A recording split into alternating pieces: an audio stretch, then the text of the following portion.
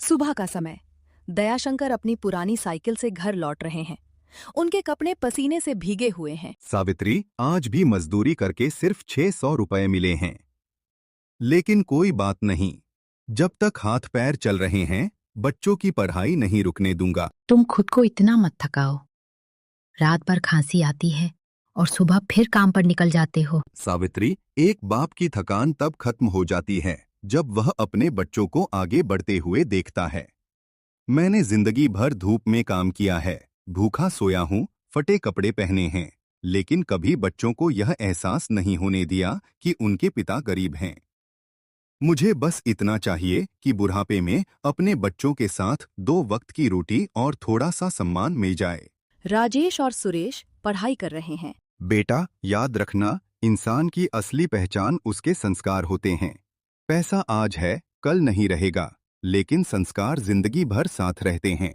कई साल बाद राजेश बड़ी नौकरी पर लग जाता है। सुरेश एक साधारण नौकरी करता है। घर में मिठाइयाँ बंटती हैं। आज मेरी मेहनत सफल हो गई।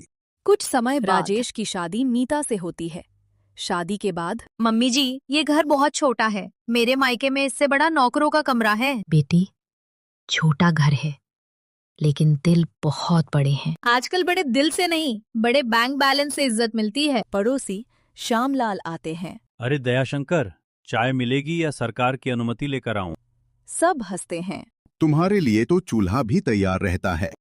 एक दिन दयाशंकर के हाथ से दूध गिर जाता है। पिताजी, अब आपसे कुछ नहीं होता, हर चीज खराब कर देते हैं। बेटा, हाथ कांप गए। जिंदगी भर आपने मेहनत की होगी, लेकिन अब जमाना बदल गया है। हर चीज की कीमत होती है। आपकी छोटी छोटी गलतियां अब बहुत महंगी पड़ती हैं। दयाशंकर चुप हो जाते हैं। भैया, जिन हाथों ने हमें उंगली पकड़कर चलना सिखाया, अगर आज वही हाथ कांप रहे हैं तो हमें उन्हें संभालना चाहिए।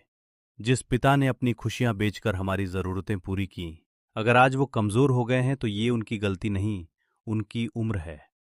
रात में नीता कहती है, जब तक मकान अपने नाम नहीं होगा, हम सुरक्षित नहीं हैं।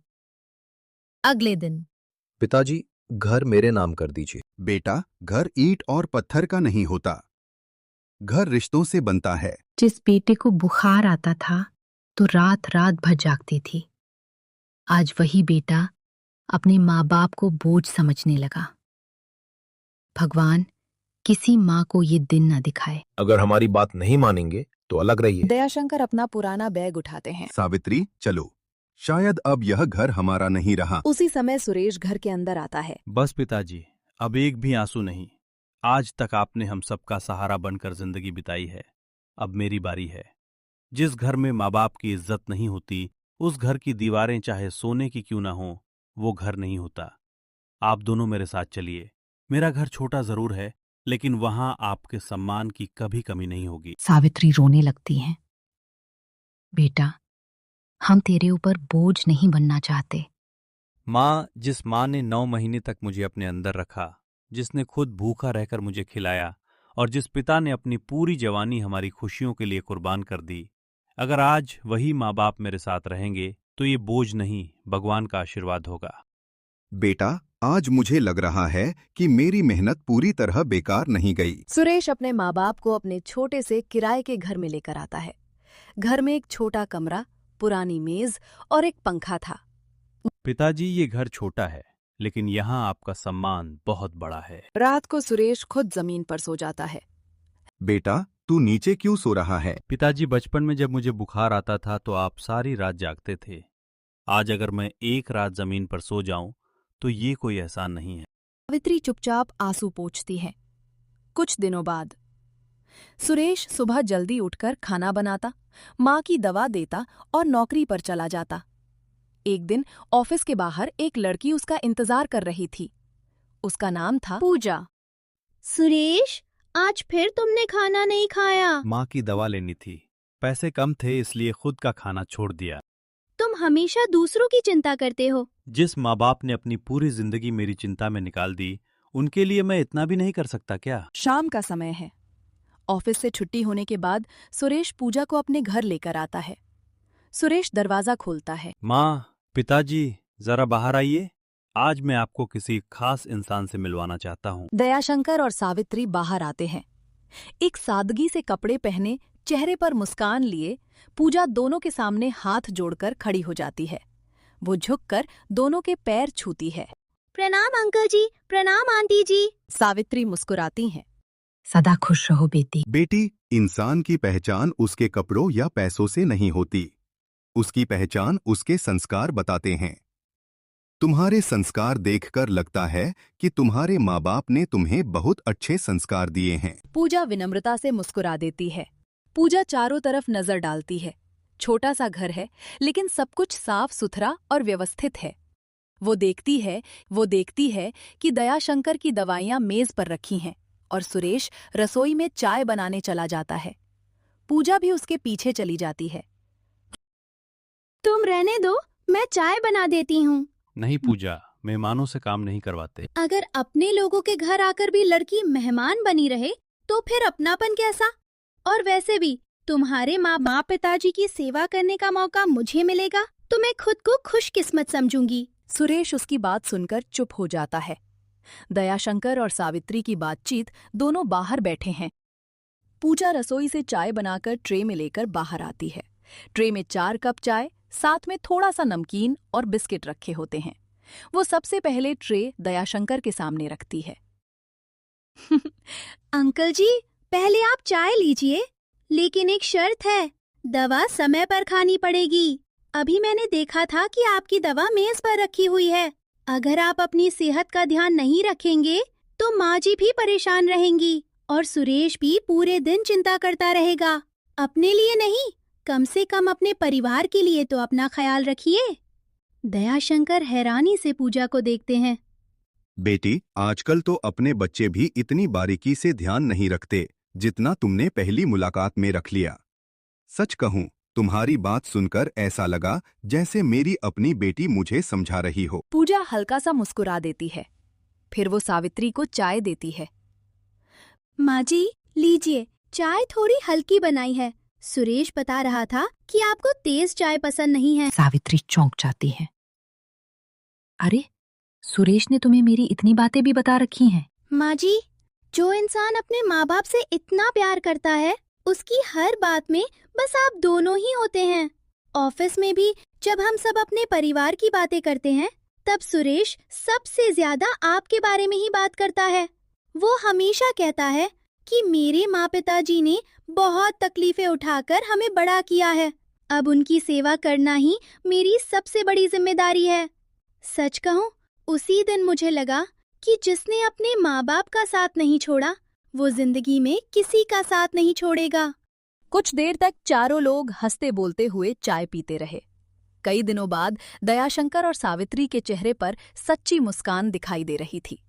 घर का माहौल बिल्कुल बदल चुका था। थोड़ी देर बाद पूजा, अच्छा अंकल आंटी, अब मैं अपने घर चलती हूँ, मुझे अपना आशीर्वाद दीजिए। पूजा घर से लौटने के बाद पूरी रात सो नहीं पाती। उसके मन में बार बार दयाशंकर और सावित्री के चेहरे घूम रहे होते हैं। अगले दिन ऑफिस में, सुरेश, कल रात मैं बहुत देर तक सोचती रही। तुम्हारे घर में जो अपनापन मैंने देखा, वो आजकल बहुत कम देखने को मिलता है। लेकिन एक बात मेरे दिल को बार बार परेशान कर रही है। क्या बात है पूजा? तुम्हारे माँ पिताजी बाहर से मुस्कुराते जरूर हैं, लेकिन उनकी आंखों में अपने बड़े बेटे के लिए दर्द साफ दिखाई देता है। एक माँ चाहे कितना भी दुख सह ले, लेकिन अपने बच्चे को कभी दिल से अलग नहीं कर पाती। मुझे लगता है कि इस टूटे हुए परिवार को फिर से जोड़ने की कोशिश करनी चाहिए। पूजा, मैं भी यही चाहता हूँ, लेकिन भैया ने जो किया उसके बाद उनसे मिलने की भी हिम्मत नहीं होती। अगर रिश्ते टूटने का कारण इंसान होता है, तो उन्हें जोड़ने का कारण भी इंसान ही बन सकता है। एक कोशिश करने में क्या जाता है। अगले दिन पूजा अकेले राजेश के घर पहुंचती है। दरवाजा खुलता है। राजेश बिखरे बालों और उदास चेहरे के साथ सामने खड़ा होता है। जी, आप कौन हैं? मेरा नाम पूजा है, मैं सुरेश के साथ काम करती हूँ। राजेश का चेहरा उतर जाता है। अगर माँ पिताजी ने भेजा है तो उनसे कहना कि मैं उनके लायक बेटा नहीं हूँ। मुझे किसी से मिलने का अधिकार नहीं है। उन्होंने मुझे नहीं भेजा, मैं अपने मन से आई हूँ, क्योंकि मैंने पहली बार किसी माँ की आंखों में बेटे के लिए इतना दर्द देखा है। आप जानते हैं, आपकी माँ हर दिन खाना बनाते समय एक रोटी ज्यादा बना देती हैं। उन्हें लगता है कि शायद आज उनका बड़ा बेटा आ जाए। आपके पिताजी हर शाम दरवाजे की तरफ देखते हैं। वो कहते कुछ नहीं, लेकिन उनकी आंखें सब कह देती हैं। राजेश की आंखों से आंसू बहने लगते हैं।